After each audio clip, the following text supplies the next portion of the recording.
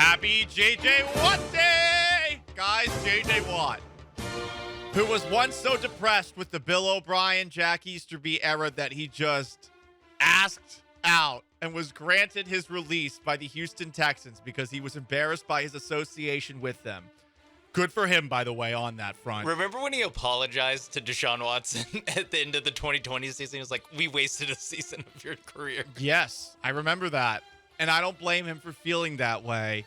Anyway, here is J.J. Watt making a very special announcement on his Instagram earlier today. Houston, where do I start? 12 years ago, I was just a little kid. I was coming to a city that I knew not a whole lot about. I knew there was good barbecue and pickup trucks. That was about the extent of my knowledge. What I didn't know was how incredibly special the people, the community, the family was. And I'm so grateful and so thankful that you accepted me into that family. Maybe not at first, it took a little bit of convincing, but you accepted me and took me in as one of your own. And damn, am I proud to be a Texan. I'm thankful, I'm grateful. Some of the memories we made, some of the moments we've shared together on the field, off the field, some of the adversity that we've been through.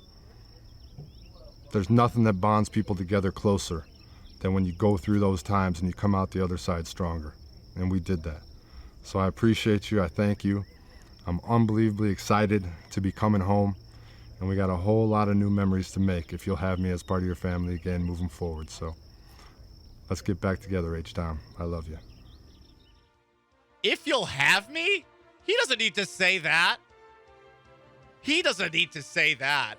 It's nice that he did, but oh no, this is the ex that you don't even care about. Like, you always say yes when this ex comes back. Come on.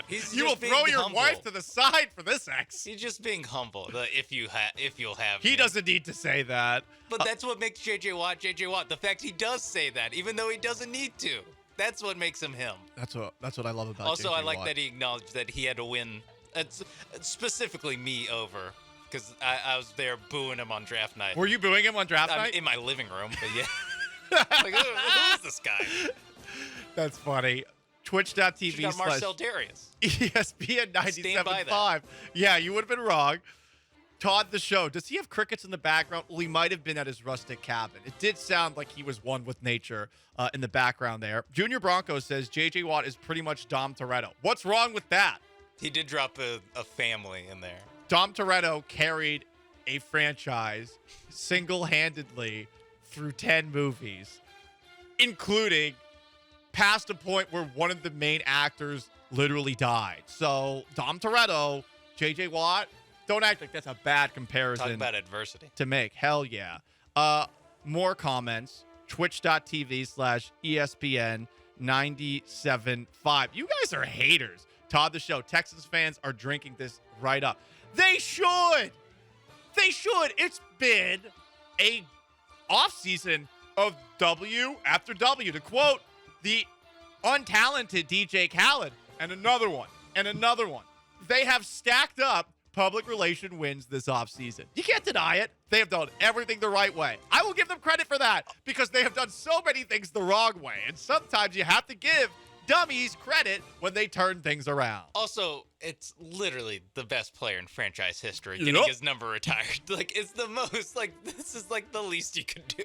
I don't get why people... the Ring of Honor.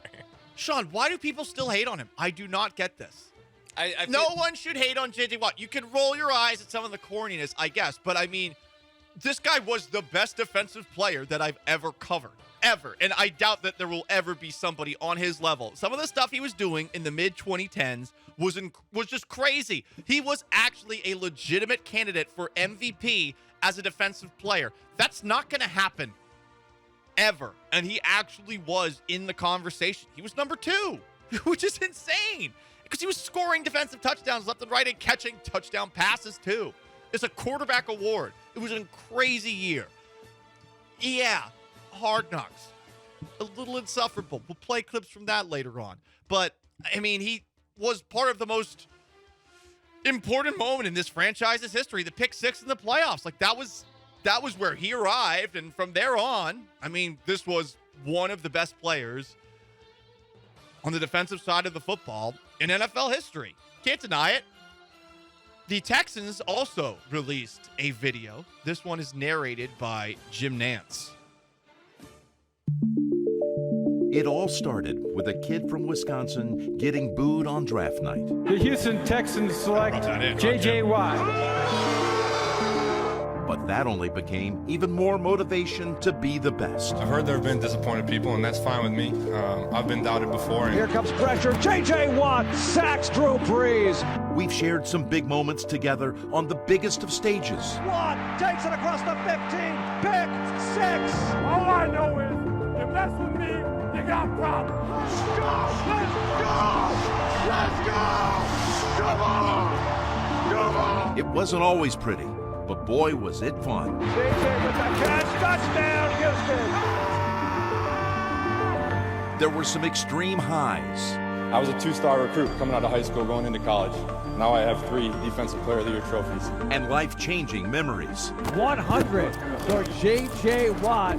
But there were also some lows and times we needed to rally. Harvey provoking an unfolding flooding disaster. But we did it together. Showed up time and time again when it was needed most.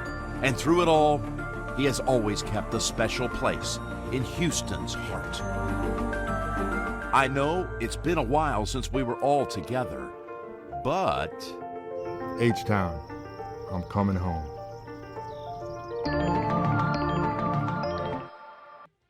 I also love Jim Nantz. The voice of Houston. Cool that they got him to narrate that. I mean, the Hurricane Harvey thing too. I didn't even mention that.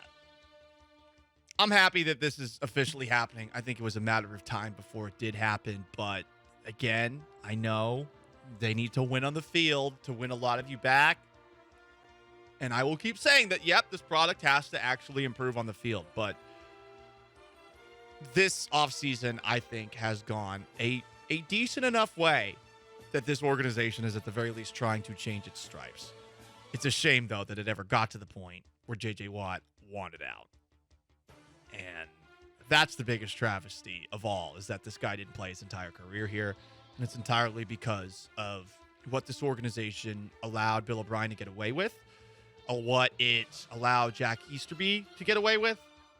They turned this organization into the biggest joke in the NFL for a couple of years stretch. We didn't even mention Deshaun Watson not wanting to play here before all of the sexual misconduct allegations, among many, many other things. The underwhelming hire of David Culley, the underwhelming hire of Lovie Smith when it seemed like they were about to hire Josh McCown as head coach. It was like, oh, well, at least they didn't hire Josh McCown. That was the victory on that day.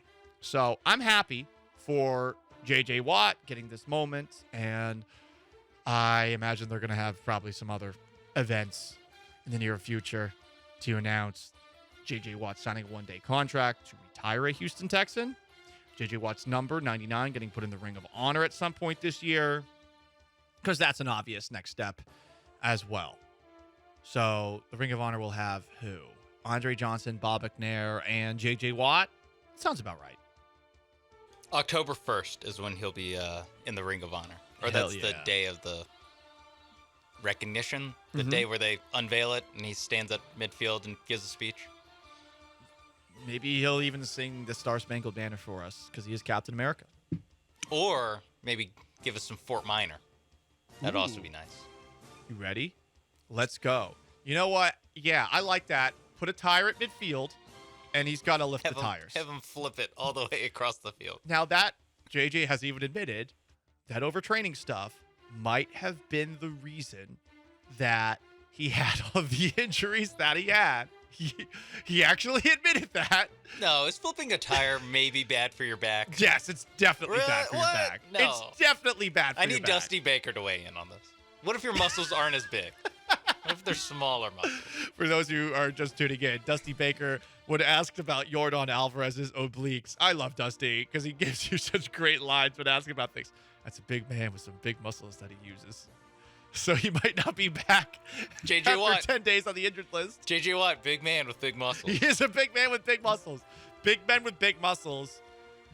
Ooh, it's getting hot in here. Big men with big muscles shouldn't be flipping tires. What? I'm just going with the inside joke that this show has about me. Okay, Sean? I'm giving the people what they want. Yeah, that's why I don't have big muscles, because it takes longer to heal, I'll keep these small muscles. I would know. I do have big muscles. People have been saying. Well, Friday people weren't saying that. Fred just pantsed me on Friday for basically saying, like, yeah, I'm feeling pretty good about what I'm benching. I'm getting like 205. I can get 4 up at 205. And he's like, oh, you're not even getting 3 plates, you bitch. And it's like, oh, okay. Well, I'm going to kill myself. By the way, Fred Davis is going to be back on with us on next Friday at 11 o'clock. And congratulations to J.J. Watt, and congratulations to the Houston Texans, who at least continue to win the PR battle of the offseason.